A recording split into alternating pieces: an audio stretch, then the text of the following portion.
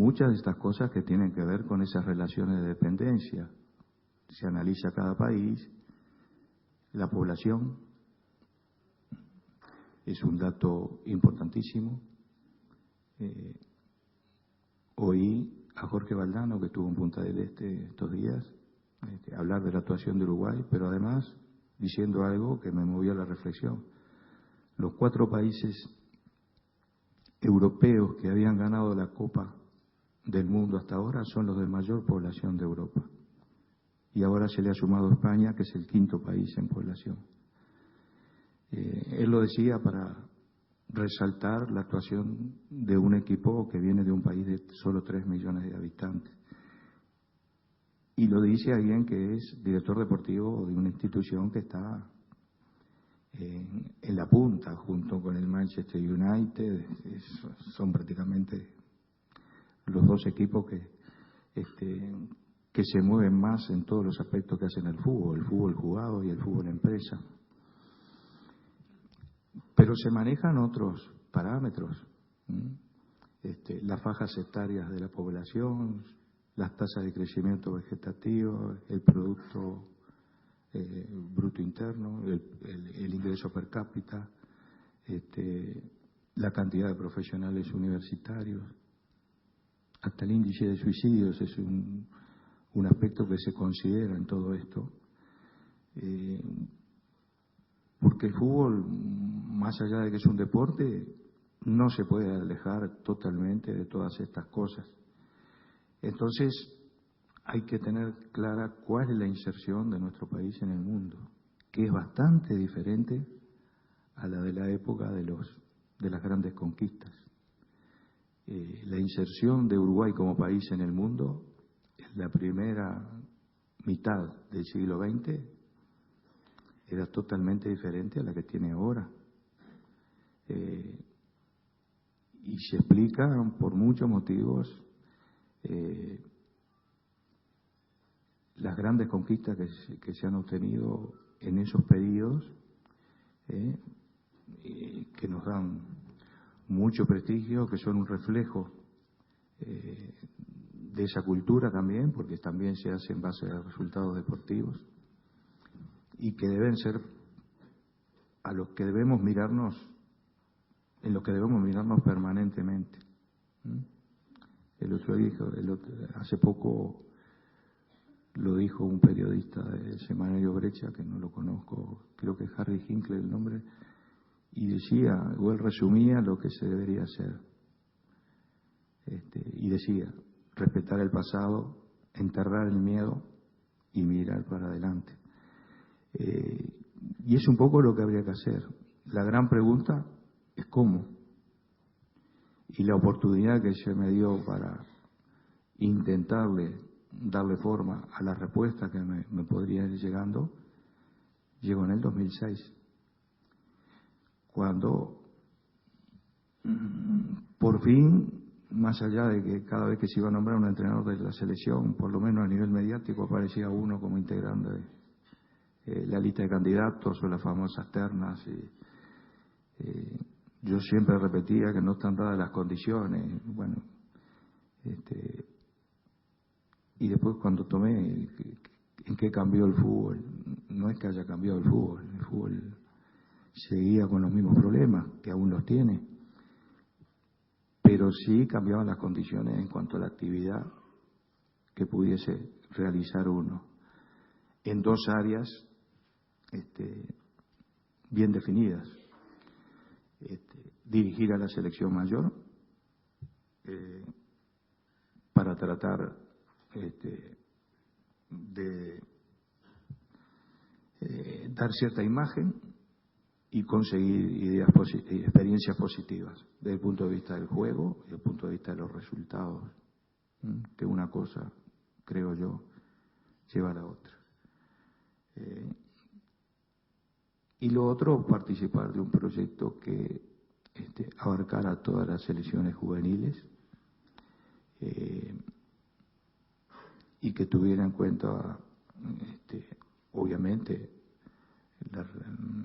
el reclutamiento de los talentos, de los mejores futbolistas, pero tratar de darles a ellos una formación integral, respetando a la persona del futbolista en primer lugar, basada en las realidades que tenemos. Juegan 60.000 niños por año al fútbol o al babyfútbol en Uruguay. El 0,16% de ellos puede llegar unos años después a tener un pase a Europa, que es lo que se considera en el fútbol que posiblemente sea un verdadero trampolín social para el futbolista y para su familia. El resto, más del 99%, jamás va a tener eso. Y deriva hacia jugar al fútbol a otros niveles que no le permitan esto, dentro del fútbol profesional, a veces ni siquiera eso. Pero en la mayoría de los casos, dejando el fútbol. Yo tomé el trabajo de repasar, y ese ejercicio lo puede hacer cualquiera, las integraciones de las selecciones juveniles desde el año 54 hasta ahora, y obviamente ahí ya empezaron a nacer futbolistas que fueron grandes campeones. Pero hay otros, con todo respeto, que hubo que averiguar quiénes eran o dónde jugaban, porque después desaparecieron del fútbol. Y se supone que estaban, por lo menos a criterio de los entrenadores que los seleccionaron, entre los mejores de esas generaciones. Entonces, a lo primero que hay que hacerle ver esto es a los propios futbolistas. Sobre todo para que la apuesta no sea solamente al fútbol. Aún a los que logren esa meta, el estar en contacto con el universo cultural lo fortalece como personas y creo yo que también como futbolistas. Entonces, que hay que estudiar y que los futbolistas que juegan en divisiones menores tienen que entrenar, cuando vienen a la selección lo mismo, en el mismo horario, pero en el otro horario ya están en la selección, no están en su club, tienen que estudiar. Ojo, que nos enfrentamos a los mismos problemas que tiene el país. Los índices de deserción no son solo del fútbol. Las cantidades y los porcentajes están dentro de los mismos parámetros, pero es una cosa en la que se insiste muchísimo. Y en base a eso también ir definiendo un perfil de jugador que queremos para las selecciones. Porque las selecciones se hacen para la competición internacional, que desde el punto de vista de su exigencia es un escalón superior a las que puede haber en cualquier medio interno, no solo en Uruguay. Las exigencias que tiene Brasil en su selección, un jugador brasileño que va a la selección, si juega contra un país poderoso, son superiores a las que puede tener un jugador del Flamengo que juega contra el Botafogo. Y eso cabe para Uruguay, para Argentina, para cualquier país. Entonces, el nivel de exigencia tiene que ser superior y los entrenamientos y la preparación también. Pero también, si es competencia internacional, salen del país. Y tienen que dar un ejemplo de corrección, de perfil bajo, de dedicarse a su función, obviamente dentro de la cancha, pero también en todo lo que hace al fuera de la cancha de un futbolista. Y hay que prepararlos para que lleguen a la selección mayor. Nosotros siempre tuvimos esa idea de que la tercera opción en determinado momento del fútbol tienen que ser las selecciones juveniles, la sub-20, que es la que está más cerca. Si hay un sub-17 que, a juicio del entrenador, también podría alternar. Bueno, habrá que jugársela en ese momento, todavía no ha ocurrido, a mi criterio. Pero, por suerte, la realidad en estos 4 años ha dado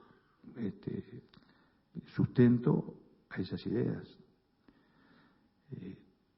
3 futbolistas que integraron la selección juvenil del 2007, que terminó su actuación con el Mundial de Canadá, en uno de los partidos, por lo menos, de este Mundial, estuvieron juntos adentro de la cancha. Suárez, Cavani, Cáceres. Y un futbolista de la selección juvenil 2009 integró el grupo de la selección y jugó en el Mundial, Nicolás Lodeiro. Y teóricamente, por toda esta experiencia anterior,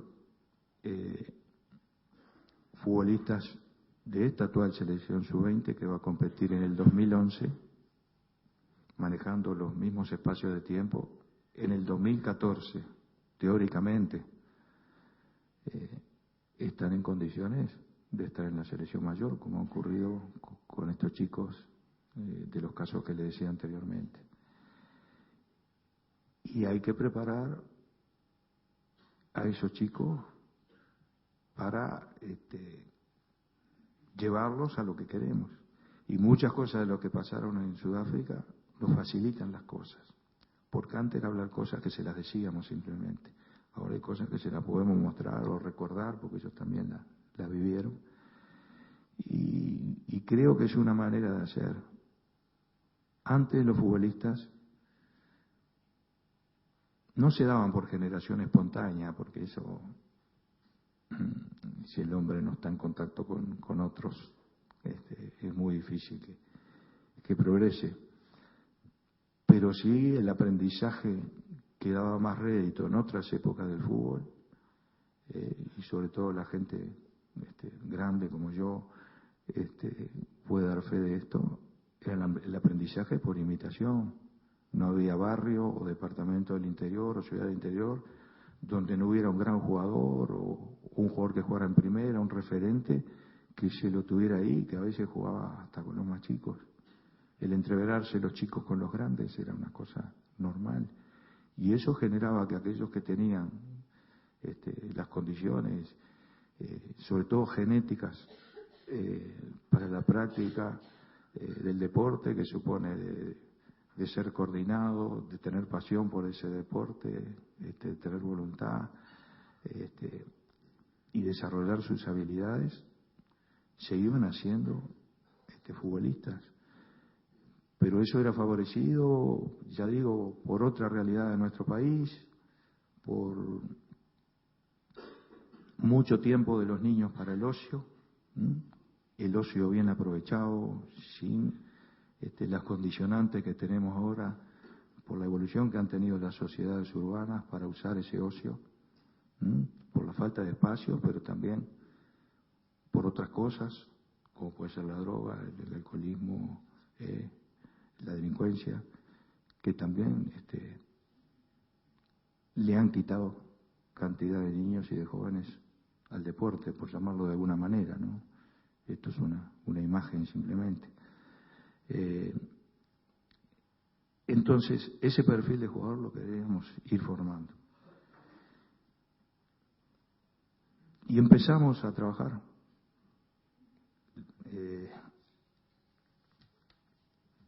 En una situación bastante distinta a la que tenemos ahora.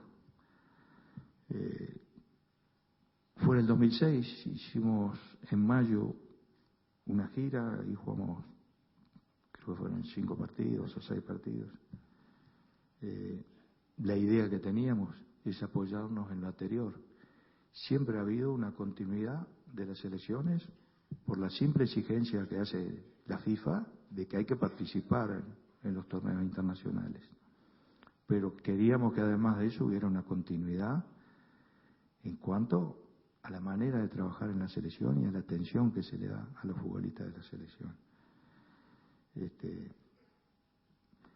Y ahí fue que empezamos a dar los primeros mensajes